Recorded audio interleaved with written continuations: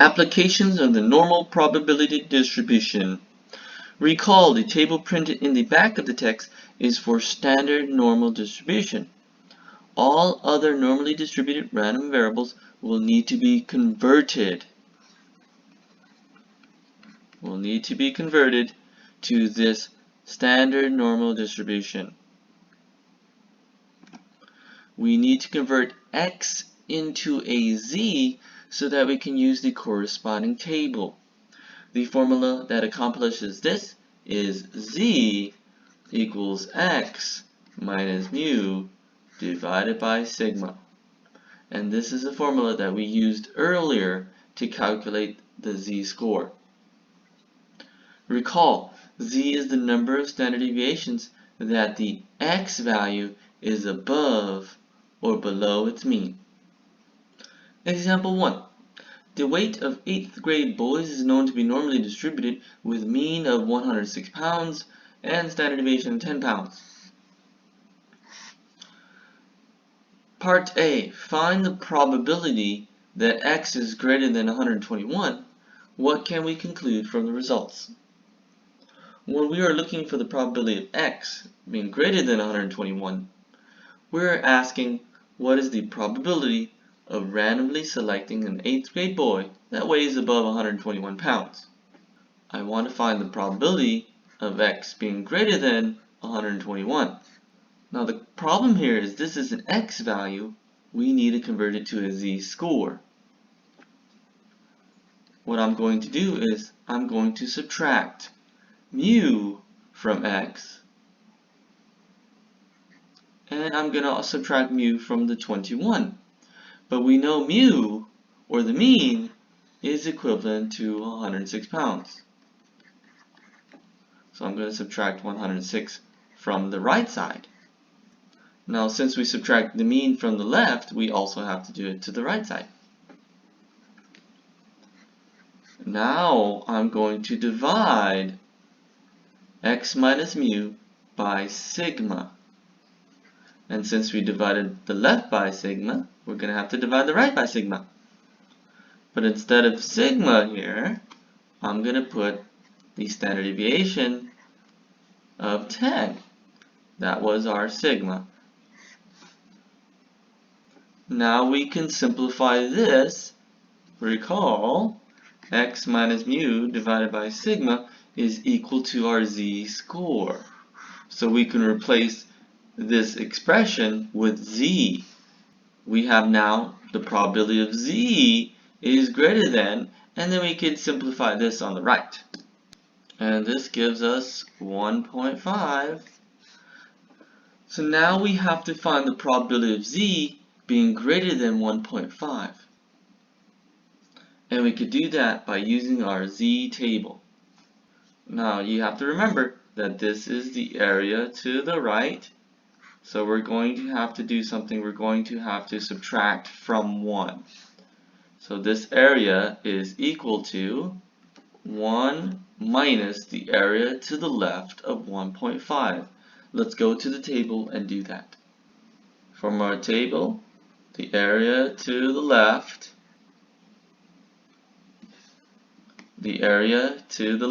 of 1.5 is 0.9332. So we'll subtract 1 minus 0.9932, and this will give us our probability. This gives us 0.0068. So there's a 0.68% chance that we're going to get an 8th grade boy that is above 121 pounds. Part B, find the probability that x is between 90 and 100. What can we conclude from the results? I want to find the probability that an 8th grade boy is going to be between 90 and 100 pounds. We're going to do a similar process to part A. I am going to subtract the mean from each one of these values. Since there's 3 sides, we're going to have to do it to 3 sides. I have the probability of 90 minus, we're going to subtract the mean, and x, we're going to also subtract the mean from it, and then we have 100 minus the mean also. Recall the mean was equal to 106 pounds and the standard deviation was 10. We're going to take 90 and subtract 106 from it, the mean. And for the center here, we're going to subtract mu. And on the right side, we're going to subtract 106. And now we are going to divide every single one of these terms by the standard deviation. The standard deviation is 10. And for the middle, I'll use the symbol sigma. And for the right side, we'll just use 10 again. Now, the reason we did this is look at the center. What is x minus mu divided by sigma? That's equivalent to z. So we're officially converting our x values into z-scores. We can calculate 90 minus 106 divided by 10. And that's negative 1.6. And we'll do 100 minus 106 divided by 10. And that is negative 0.6. This represents the area between two z-scores. So we're looking for the area between two z-scores. These z-scores are both negative. So we're going to have to subtract the larger area first minus the smaller area. And we'll need to use our table for that.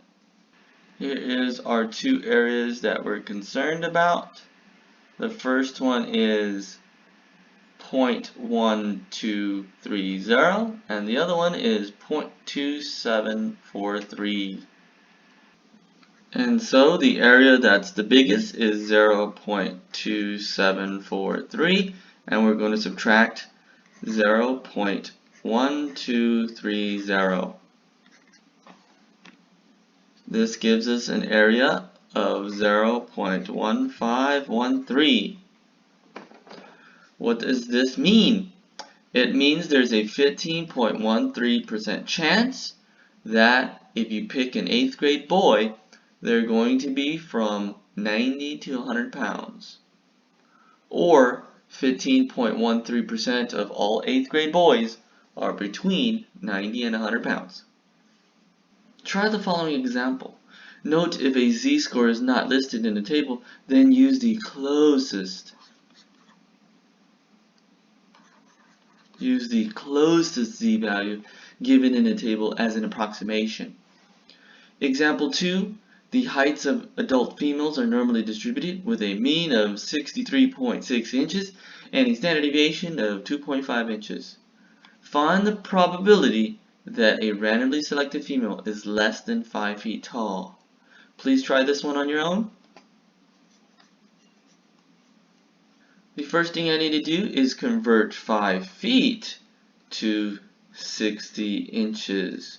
If you have done this problem and used the number 5, then you're saying, what's the probability that a female is less than 5 inches tall?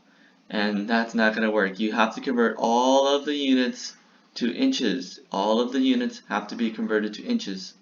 5 feet is equal to 60 inches. We want to find the probability that a female that is randomly selected is less than 60 inches. We're going to do the same process. We're going to take the probability of x, subtract mu from it, and then divide by sigma. On the other side, we're going to take 60, subtract the mean, which we know to be 63.6 inches. That's the mean, 63.6 inches.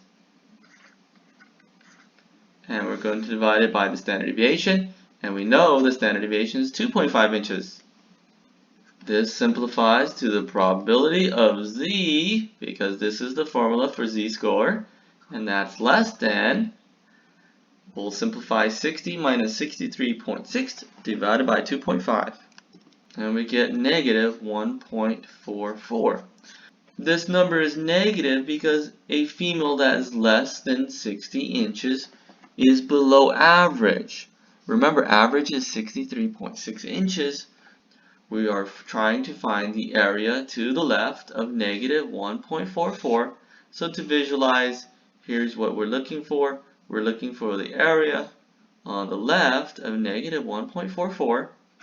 And for that, we'll just use our z table. We don't have to subtract from 1, and we don't have to do any subtractions to calculate that area. We'll go to the row negative 1.4 and the column 0.04. This gives us an area to the left of 0.0749. And so our solution is 0.0749. There is a 7.49% chance that a female will be less than 5 feet tall. So it's not unusual to be less than 5 feet tall, because this is greater than 5%. So don't worry about it too much if you're less than 5 feet tall, like my mom. Part B, what percentage of females are between 62 and 67 inches tall? We're looking for the probability of X being between 62 and 67 inches. For this problem, I'm going to have to subtract by the mean and divide by sigma for each and every single one of these terms.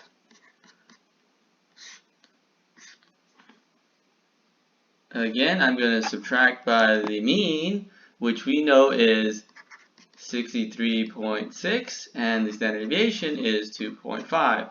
We're going to subtract by 63.6 and divide by 2.5. For the center, we'll use mu, and then we'll divide by the standard deviation, sigma. On the right, we have 67 minus 63.6, and also we'll divide that by 2.5. This gives us the probability of negative 0.64 is less than x, and that's less than, and that gives us, that's less than 1.36. And now we'll find the area between these two numbers.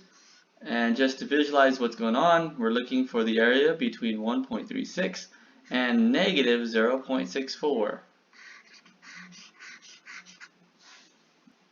We'll look for the area of 1.36, and that corresponds to 0.9131.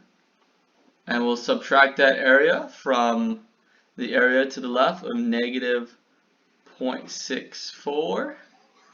So we're going to subtract that area from 0.2611. This is equal to 0.9131 minus 0.2611, and that is 0.652. This means 65.2% of all females are going to be between 62 and 67 inches tall, or from 5 feet 2 to 5 feet 7 inches tall. 76 inches tall is equivalent to 6 feet 4 inches. That's pretty tall for a female, so let's calculate that probability. We want to find the probability that x is greater than 76 inches, and so I'll need to subtract the mean and divide by sigma. The probability of x minus the mean, and we're going to divide by sigma as well. So I have x minus mu divided by sigma, and we have on the right 76 minus 63.6, which is the average, and divide that by the standard deviation, 2.5. And we have this is equivalent to the probability of z being greater than 4.96. And we'll look at our z table for that. If you look at the z table, there is no z-score of 4.96. The closest one that we have is 3.49. So that's what we're going to use. We're going to use the area of 0.9998. But remember, this is the area to the right. since is the area to the right, we're going to have to subtract from 1. So we have 1 minus 0.9998, and that's equivalent to 0.0002.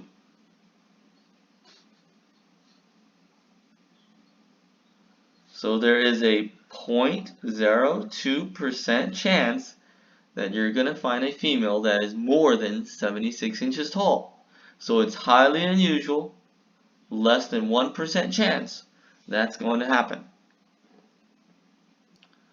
In example 3, I am going to do the questions with the computer. So use the link in the description to try these problems with a computer. You can also do it by hand for more practice. Just be aware that the table and the computer will give you slightly different answers, but the technology is more accurate than the table. Example 3, the lengths of particular animals' pregnancies are approximately normally distributed, with mean of 272 days and a standard deviation of 16 days. What proportion of pregnancies last more than 284 days? Part A, we're looking for the probability that pregnancies last more than 284 days. We have to enter the mean, which we know is 272.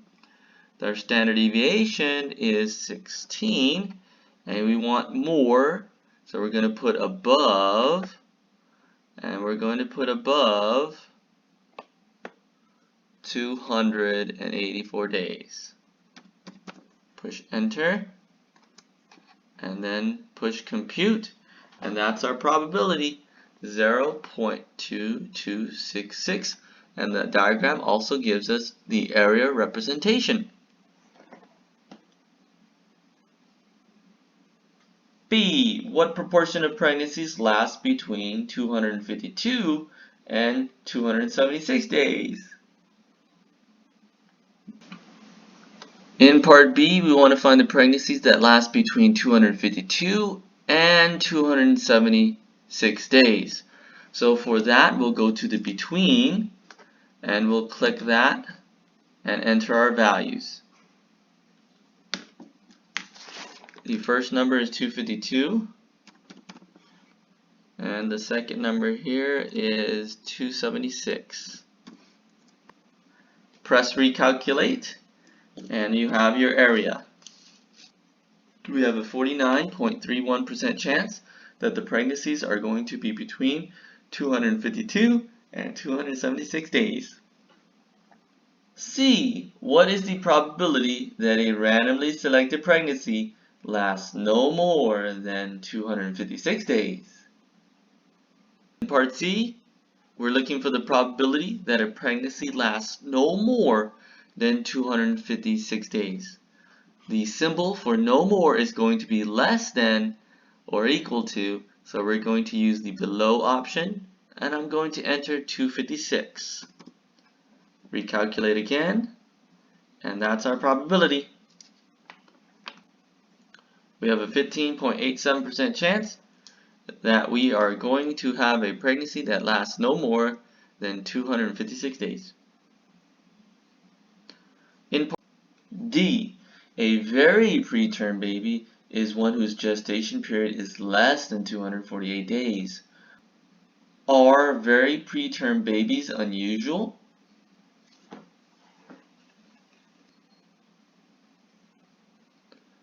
We're going to click the below option for part D, and we'll enter 248. This gives us a probability of 0.0668, and since that is not less than 5%, this is not unusual to have a pregnancy that lasts less than 248 days.